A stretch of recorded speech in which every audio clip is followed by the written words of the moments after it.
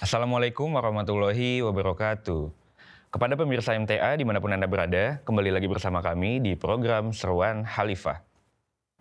Ya pemirsa MTA, pada kesempatan kali ini kita akan membahas lebih lanjut terkait khutbah huzur Khalifatul Masih Al-Khamis pada tanggal 22 November 2013.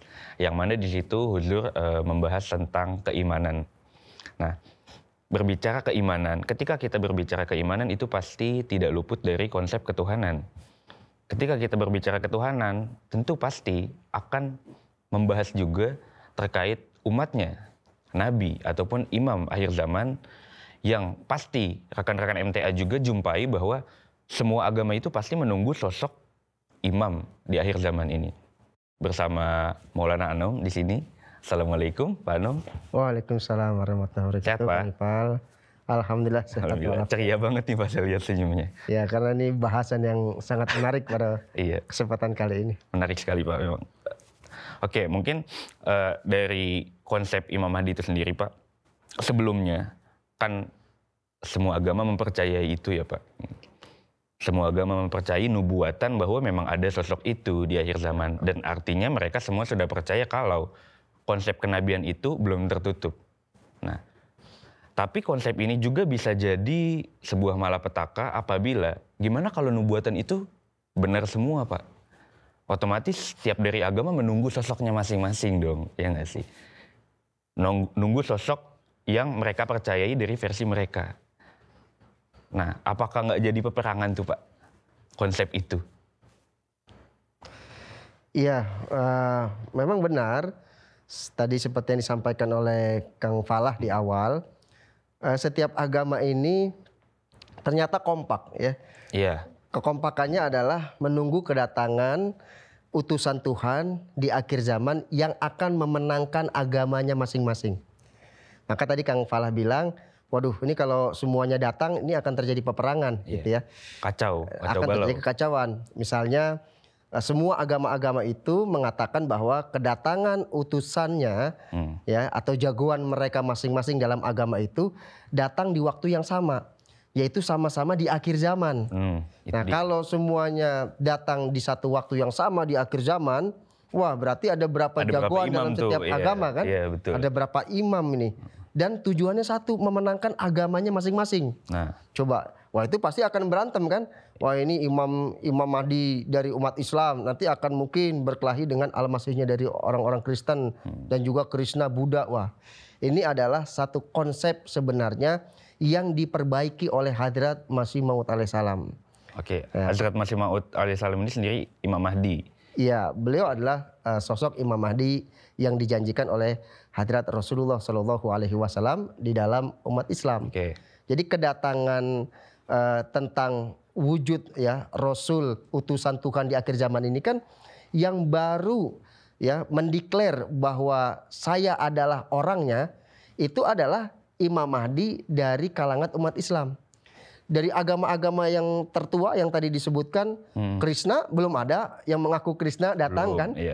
Begitu juga dengan Buddha ya, dengan Al-Masih atau dengan agama-agama yang lain sampai detik ini belum ada yang mendeklar bahwa mereka ini telah datang memenuhi nubuatan di dalam kitabnya.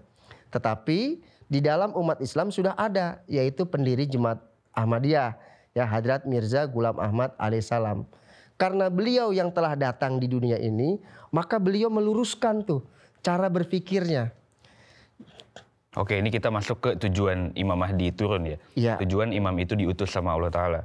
Oke, boleh lanjut Pak. Nah, ketika beliau datang ke dunia ini ya, karena tadi kan agama-agama yang lain belum ada yang datang sesuai dengan versi mereka. Nah, ternyata Imam Mahdi ini sudah datang pada masa akhir zaman ini ya. Akhir zaman itu ditandai oleh apa? Ditandai oleh tergenapinya nubuatan-nubuatan tentang akhir zaman yang tertera di dalam Al-Quran dan juga tertera di dalam hadis Nabi Muhammad SAW. Nah, maka Imam Mahdi ini mengatakan, karena tidak mungkin semua utusan Tuhan itu akan datang pada satu masa dengan berbeda-beda orang, itu yang nanti akan terjadi peperangan, ya perebutan siapa yang akan memimpin di dunia ini. Dan ini tidak mungkin konsep itu kan. Seharusnya harus ada cukup ada satu orang saja yang ditugaskan oleh Allah Ta'ala untuk memimpin semua manusia kembali kepada jalan Allah Subhanahu wa Ta'ala. Satu orang, Pak. Satu orang. Harus satu orang, Pak. Ya tadi kalau tidak satu orang, misalnya datang 5 orang, yang apa yang terjadi?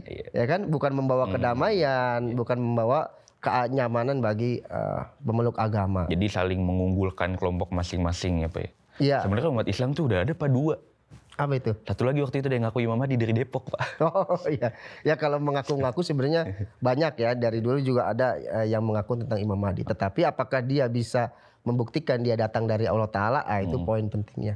Oke, berarti intinya begitu Imam Mahdi itu sudah ditunjuk oleh Allah Ta'ala, maka tugas beliau adalah menyebarkan. Betul. Bahwa tugas beliau adalah mengabarkan, memberitakan kepada seluruh umatnya bahwa dia diutus. Iya. Iya. Nah, gimana caranya kita percaya, Pak, kalau itu dia? Nah, misalkan, ya di antara kita lah, misalkan ada, ya kayak waktu itu maksudnya kasus di Indonesia juga di Depok mengaku keturunan Nabi, dia jadi Imam Mahdi. Otomatis kan ya bullying pasti ada, Pak. Bullying, caci maki segala macam. Nah itu gimana caranya kita tahu? Ya, setiap orang boleh saja mendakwakan dirinya sebagai Imam Mahdi ya. Sesuai dengan mungkin dia merasa dia mendapatkan petunjuk dari Allah Ta'ala. Dan ini banyak kita jumpai kok di dalam kelompok-kelompok agama-agama ya.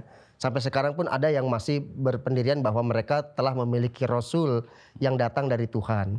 Tetapi untuk pengakuan itu kan butuh pembuktian.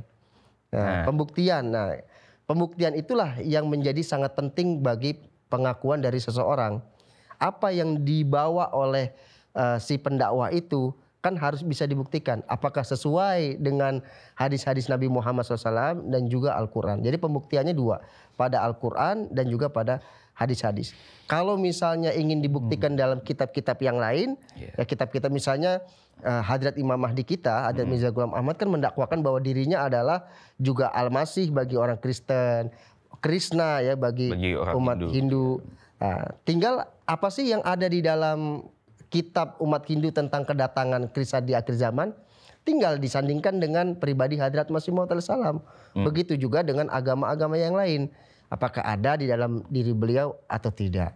Nah namun Hadrat Masih Maud ya, Hadrat Mirza Ghulam Ahmad alaihissalam ini memiliki 2 tujuan besar ya.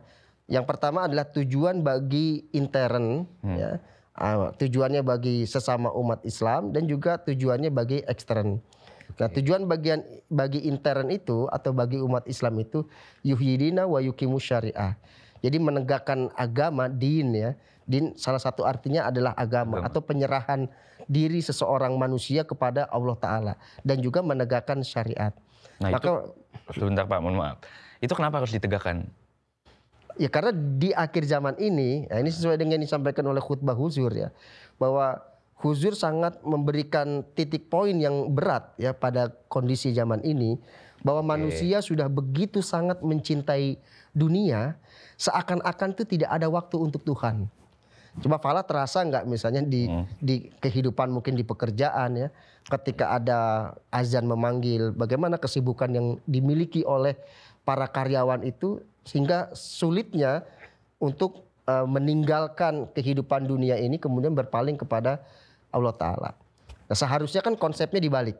Konsepnya itu seharusnya pekerjaan yang kita lakukan itu merupakan rutinitas ya untuk menunggu waktu kita dipanggil oleh Allah Ta'ala. Rutinitas. Jadi jangan dibalik. Kalau sekarang kan kita merasa bahwa panggilan Allah Ta'ala untuk misalnya memanggil kita untuk sholat saja, itu dianggap sebagai sesuatu yang memberatkan kita. Bahkan ada yang menganggap itu sebagai suatu kemunduran. Padahal seharusnya konsep mindset orang Muslim, terutama orang Ahmadi itu dibalik. Bahwa pekerjaan yang kita lakukan itu adalah kegiatan menunggu kita dipanggil oleh Allah Ta'ala. Jadi kalau sudah terdengar azan Allahu Akbar, Allahu Akbar. Itulah sebenarnya kegiatan kita yang paling utama itu. Iya. Berarti sebenarnya kalau ngomongin Imam akhir zaman itu kan yang kayak tadi. kita kan susah nih cari taunya, maksudnya yang mana sih yang benar sebenarnya. Akhirnya itu kan menggugah iman mereka. Jangan-jangan selama ini agama gue bener nggak ya gitu, yang gue yakinin bener nggak ya. Nah, penggugahan iman itu salah satu hal kecil untuk memupuk kembali, memperkuat iman itu dengan cara ya taat di agamanya sendiri. Salah satunya mungkin kalau di Islam dengan cara sholat 5 waktu, sholat tepat waktu gitu. Berarti bisa dibilang turunnya imam yang di akhir zaman itu memang sengaja dikonsepkan sama Allah Ta'ala itu untuk istilahnya apa ya, mengkurasi hambanya nih, mana nih yang masih tetap ikut rules-nya Allah Ta'ala, ataupun mana nih yang masih tetap lu bisa meningkatin imannya gitu, begitu gua kasih ujian ini gitu. Jangankan tujuan kedatangan Imam Mahdi ya, tujuan kedatangan Rasulullah Shallallahu Alaihi Wasallam sebagai nabi yang terakhir itu kan untuk menyempurnakan terhadap ajaran-ajaran Allah Ta'ala pada agama-agama terdahulu. Nah, sudah konsepnya sudah matang, sudah sempurna nih dibawa oleh hadrat Rasulullah SAW. Tetapi Rasulullah SAW mendapatkan perintah dari Allah Ta'ala untuk mengabarkan bahwa nanti di akhir zaman rentangnya itu 14 abad. Ya, rentang 14 abad itu sudah cukup lama ya. Lama banget tuh, 1400 tahun. Nah, tidak ada kepemimpinan keruhanian dari Allah Subhanahu wa Ta'ala sehingga agama Islam yang tadinya memiliki ajaran sempurna itu telah dibawa dengan cara pemimpinnya masing-masing. Semakin terpecah, terkotak-kotak. Nah, Imam Mahdi itulah karena ditunjuk oleh Allah Ta'ala, maka dia membawa sesuatu hal yang murni yang datang dari Allah Subhanahu wa Ta'ala. Itu makanya dikatakan yuhidina wa yuqimu syariah. Itu. Oke. Tapi ada nubuatan lain nggak sih Pak? Maksudnya hadis atau Al-Quran gitu, kalau memang imam akhir zaman itu harus satu Pak. Soalnya kan maksudnya gini, saya melihat teman saya yang dari agama Kristen, yang mereka memang sangat taat sekali dalam agamanya. Agama Hindu pun mereka sangat mempercayai konsep agama yang mereka yakini. Otomatis, dan saya pun sangat yakin gitu terhadap Islam. Otomatis kalau dari kita bertiga itu diskusi tentang imam akhir zaman, kita mengagung-agungkan imam versi kita sendiri dong. Maksudnya pada akhirnya kan dengan cara seperti itu kita akan dibutakan dengan konsep harus ada satu imam. Gitu. Maksudnya mungkin ada bukti lain yang bukti itu tuh memang apa ya, bisa dipakai menyeluruh untuk agama-agama lain juga. Kan maksudnya dari tadi kita mungkin akidah kita itu ya dari Al-Quran segala macam. Nah, mungkin ada kita bisa bawa bukti lain gitu Pak, selain di luar kaidah Al-Quran. Mungkin maksudnya orang Kristen kan bisa aja itu kan Al-Quran. Injil nggak gitu bunyinya gitu. Iya, sebenarnya sebelum masuk jauh ke ranah itu, kita terpaksa akan mencoba untuk mengulik ya tentang kenapa sih misalnya orang Kristen tidak mau beriman kepada agama Islam, atau kenapa orang Yahudi tidak mau beriman kepada Nabi Isa alaihissalam. Nah, karena setiap ajaran Tuhan yang datang itu kan sifatnya berkesinambungan. Itu seharusnya agama yang terdahulu itu ya menginduk kepada agama yang universal. Maka sebelum kita masuk ke dalam pembicaraan itu, kita harus membahas tentang ternyata siapa sih, agama mana sih yang memiliki ajaran yang universal ternyata. Nah, ketika kita sudah membahas tentang agama mana sebenarnya yang universal, dengan dengan mengutip daripada ayat-ayat yang terdapat di dalam kitab-kitab agamanya masing-masing. Nah, setelah kita memutuskan, mana agama yang lebih universal. Setelah pembahasan itu diselesaikan, tentu pertanyaan tentang kenapa sosok utusan Tuhan di akhir zaman ini datangnya harus satu, itu dengan sendirinya sudah akan terselesaikan. Gitu. Oke, berarti sebenarnya kalau emang mau membedah lebih lanjut antar agama itu ya kalau perlu diadakan studi banding agama-agama ya Pak ya, iya. Dengan cara dialog. Betul, dengan pertanyaan besar seperti yang diangkat oleh Hadrat Khalifah, yaitu agama mana yang paling universal dari agama-agama yang telah ada. Oke, kita lanjut. Anggaplah Imam Mahdi ini udah ada nih, kita udah yakin kalau dia sosoknya. Apa yang harus kita lakuin Pak? Ya, sebagai umat Islam, perintah dari Rasulullah SAW adalah untuk berbaiat kepada Hadrat Imam Mahdi ini. Mengambil baiat kepada beliau. Ya, mengambil baiat kepada beliau. Tetapi Huzur memberikan titik berat ya kepada orang yang sudah mengambil baiat ini. Huzur mengatakan, ketika kalian berbaiat kepada Imam Mahdi, kalian jangan seperti burung beo. Itu karena baiatnya di mulut doang, Pak. Nah, di mulut doang, hanya mengikuti ucapan baiat itu. Itu menurut Huzur dalam khutbahnya itu adalah perbuatan yang tidak ada gunanya jika hanya sampai pada taraf itu. Tetapi yang benar bagaimana? Ketika seseorang sudah berbaiat, maka lakukanlah tazkiyatun nafs. Tazkiyatun nafs itu adalah pensucian diri. Ketika hati kita ini sudah disucikan dari keburukan-keburukan yang kita lakukan sebelum kita baiat, sehingga kita menjadi pribadi yang berbeda dengan orang lain, menjadi pribadi baru yang sesuai dengan maksud dan tujuan Hadrat Masih Maud yuhyidina wa yuqimus syariah. Nah, setelah itulah baru dikatakan seseorang itu memiliki baiat yang benar gitu. Oke. Jadi kita harus, kalau kita sudah percaya sama sosok imam tersebut, kita harus baiat kepada beliau ya. Ya, itu merupakan perintah dari Hadrat Rasulullah SAW. Oke Pak, mungkin kita lebih spesifik di Islam Ahmadiyah sendiri ya. Kita sudah meyakini Imam Mahdi itu ada dalam sosok Hazrat Masih Maud alaihissalam, yang mana kita pun begitu kita sudah bergabung ke beliau, ke jemaah beliau, berarti kan kita sudah mengambil baiat kepada beliau. Nah, berarti kita sudah meyakini kalau Islam ini akan melaju ke arah kemenangan. Nah, versi kemenangan dari sudut pandang Islam ini yang seperti apa sih Pak? Yang konsep dibawa oleh Imam Mahdi ini. Sedangkan based on historis kan kelompok Islam sendiri itu ya mereka menangnya ya dalam konsep peperangan gitu. Perang-perang yang masih hidup ya menang, yang kuat yang menang gitu. Nah, apakah sosok yang dibawa Imam Mahdi Masih Maud ini seperti itu juga di akhir zaman ini, atau ada hal lain makna yang dianut? Ya. Sebenarnya Allah Subhanahu wa taala kan menjanjikan tentang kemenangan itu ya dalam firman Allah taala, auzubillahi minasyaitonirrajim. Huwallazi arsala rasulahu bil huda wa dinil haqqi liyuzhirahu 'ala dini kulli ya walau karihal musyrikun ya. Di situ Allah Subhanahu wa taala menjanjikan tentang kemenangan ya. Kemenangannya itu adalah dengan apa? Bil huda, dengan petunjuk. Ya. Nah, begitu juga kita selalu menginduk kepada sunnah daripada Rasulullah SAW. Ketika Hadrat Rasulullah SAW itu membawa misi kewahyuan beliau sebagai Rasulullah, apa sih yang terjadi di kalangan umat beliau? Apakah sahabat-sahabat beliau itu berperang dengan sambil mabuk-mabukan sesuai dengan kebiasaan orang-orang Arab? Kan tidak. Yang dilakukan oleh Rasulullah SAW itu melakukan tazkiyatun nafs ya terhadap sahabat-sahabat beliau. Yang tadinya mereka tidak terbiasa dengan memaafkan orang lain, tidak terbiasa dengan berlaku sabar, tidak terbiasa dengan meninggalkan minuman-minuman keras, hal-hal yang lagau, yang sia-sia. Ya, bahkan mereka dikatakan sebagai masyarakat jahiliyah, masyarakat yang bodoh, ya, yang terbelakang dari segi peradaban manusia. Diubah oleh Hadrat Rasulullah SAW menjadi masyarakat yang madani. Masyarakat yang kalau orang melihat di luar itu, yang melihat masyarakat Islam di zaman Rasulullah SAW, mereka itu akan takjub.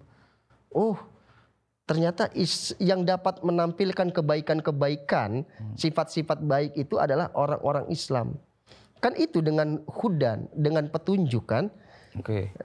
Nah, di zaman Hadrat Masih Maud alaihissalam pun halnya seperti itu. Menghidupkan apa yang ada di zaman Hadrat Rasulullah SAW, ya, kemudian menjadi contoh bagi agama-agama yang lain. Karena kalau misalnya yang dibawa adalah peperangan, ya mohon maaf saja, yang menguasai alat-alat perang tercanggih dan termodern itu bukan orang-orang Islam, ya kan? Oke. Nuklir yang jumlahnya banyak itu dari mana? Dari Amerika. Yang mohon maaf misalnya agamanya adalah Nasrani gitu ya. Maka tidaklah dibawa perjuangan Imam Mahdi ini kepada arah peperangan. Karena untuk menaklukkan mereka dengan cara peperangan itu akan membinasakan manusia itu sendiri, bahkan akan membinasakan dunia ini secara membabi buta. Tetapi kalau kembali kepada konsep hadrat Rasulullah SAW, menjadi seorang manusianya itulah yang diperbaiki, maka dengan sendirinya itu orang akan berbaiat kepada agama Islam. Jadi agama Islam itu tidak disiarkan dengan peperangan, tetapi dengan menaklukkan hati. Hati baru takluk jika kita melakukan tazkiyatun nafs. Jika kita menjadi pribadi yang baru, pribadi yang berbeda ya, yang disampaikan oleh Huzur di dalam khutbah Jumatnya. Secara harfiah apa Pak artinya tadi tazkiyatun nafs? Nah, tazkiyatun nafs itu artinya adalah pensucian jiwa ya. Nafs. Ya, oke Pak, berarti kan dengan kondisi hiruk pikuk di dunia yang mungkin sudah bergeser ke arah kerusakan, kekacauan dari umat-umatnya sendiri, kan Tuhan juga pasti otomatis mengetahui kondisi ini apa ya. Otomatis Tuhan sendiri bahkan mengkonsep dinamika seperti ini di muka bumi. Nah mungkin terkait dengan khutbah Huzur ini, apa sih Pak saran Huzur gitu untuk kita semua sebagai umat Islam yang sudah meyakini bahwa Allah Ta'ala sudah mengirimkan utusannya, sosok Imam Mahdi dan Al-Masih yang dijanjikan. Kita sudah meyakini nih, apa sih Pak mungkin tips and trick gitu untuk kita memperkuat, memperkukuh iman kita di tengah kekacauan, kacau balau dunia hiruk pikuk yang kita alami saat ini gitu.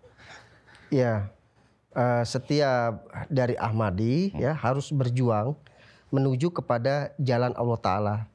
Ya, sebagaimana Allah Ta'ala berfirman ya, walladzina, dan orang-orang yang jahadu itu berjihad, berjuang fina bersama dengan kami, layah dia nahum subulana.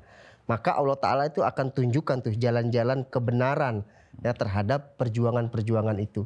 Jadi yang pertama adalah berjuang ya untuk pada jalan kebenaran, tetapi melalui ya arahan-arahan dari Hadrat Masih Maud alaihissalam, melalui jika saat ini melalui Hadrat Khalifah yang sedang memimpin, yaitu Hadrat Mirza Masroor Ahmad Ayatullah Ta'ala bin Nasrul Aziz.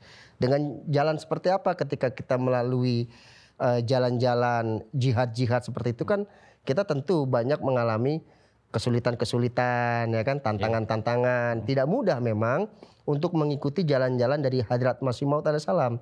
Karena kita dibawa kepada makom yang sangat tinggi sekali oleh Hadrat Masih Maud alaihissalam. Maka kita harus menjalaninya dengan apa? Dengan bersabar dan juga dengan sholat. Nah kuncinya itu adalah sabar dengan sholat. Sabar itu apa? Sabar itu kita berusaha dengan sekuat tenaga untuk tetap menjalani kegiatan. Ya, jadi kalau kita sedang makna sabarnya nih maksudnya. Ya, makna dari sabar di situ ya yang disampaikan oleh Huzur adalah kita tetap setia untuk melakukan hal-hal tersebut gitu. Jadi kalau datang hantaman, kita jangan mudah untuk lari kemana-mana gitu ya. Oh ini masuknya ke yang waladzina jahadu, berjihadnya itu maksudnya Pak ya? Iya betul. Berjuangnya harus sabar. Ya ketika berjuang kan pasti ada banyak sekali macam godaan, rintangan ya.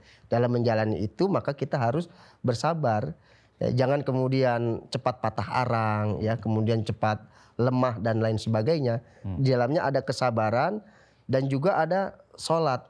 Mintalah doa-doa itu di dalam sholat. Karena untuk mendapatkan pertolongan dari Allah Subhanahu wa Ta'ala itu, yaitu salah satunya adalah dengan kita melakukan sholat-sholatnya. Seperti itu. Oke. Ya jazakumullah Pak Noh, mungkin sudah cukup kita membahas tentang keimanan di episode kali ini.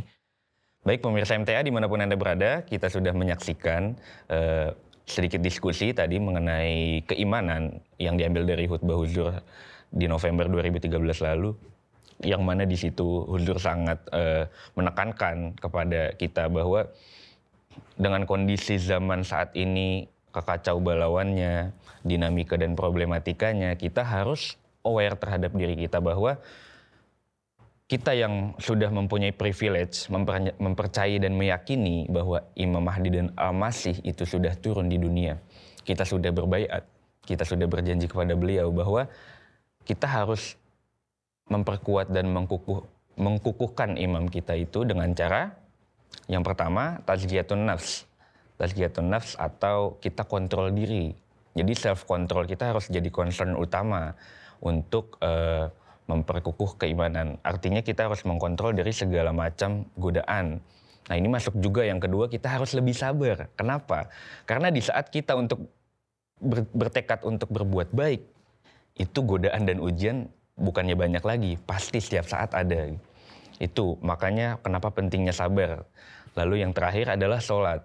Di tengah-tengah kita sudah self control, kita sudah bisa sabar menghadapi sesuatu, dan pasti kita nggak bakal bisa menghandle itu semua tanpa kita sholat dan berdoa gitu. Ya, mungkin itu di episode Seruan Khalifah kali ini. Semoga bermanfaat untuk kita semua dan rekan-rekan MTA dimanapun Anda berada. Saya pamit undur diri. Assalamualaikum warahmatullahi wabarakatuh. Waalaikumsalam warahmatullahi wabarakatuh.